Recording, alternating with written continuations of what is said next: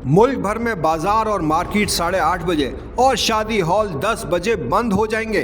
विफाकी काबीना ने तवानाई पॉलिसी की मंजूरी दे दी है। विफाकी वजीर ख्वाजा मोहम्मद आसिफ का कहना है कि तवानाई पॉलिसी से 62 अरब रुपए की बचत होगी।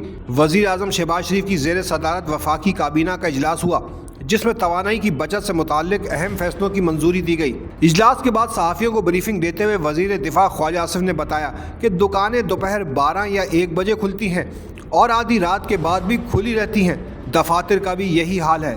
हुकूमत ने मार्केट 8:30 और शादी हॉल्स 10 बजे बंद करने का फैसला किया है। विफाकी काबीना ने फैसला किया है कि सरकारी महकमों में 30% बिजली बचाई जाएगी, जिससे 62 अरब रुपए की बचत होगी। तवानाई बहरान पर काबू पाने के लिए दीगर जराए का भी इस्तेमाल किया जाएगा। मुल्क में सिर्फ पंखे 12,000 मेगावाट बिजली इस्तेमाल करते हैं। फैक्ट्रियों में अब गैर मौसर पंखे नहीं बनाए जाएंगे। स्ट्रीट लाइट्स 50% ऑन होंगी। ख्वाजा आसिफ का कहना था कि 1 फरवरी से फिलामेंट वाले बल्ब तैयार नहीं होंगे जो बिजली ज़्यादा लेते हैं। इससे 22 अरब रुपए की बचत होगी। तमाम सरकारी इदारे बिजली की बचत के लिए एफिशिएंट आलात लगाएंगे। गैर मौसर आलात पर पाबंदी आयद कर दी गई है। इलेक्ट्रिक मोटरसाइकिल की हौसला अफजाई की जाएगी। मोटरसाइकिल की बैटरी को घर में ही चार्ज किया जा सकेगा।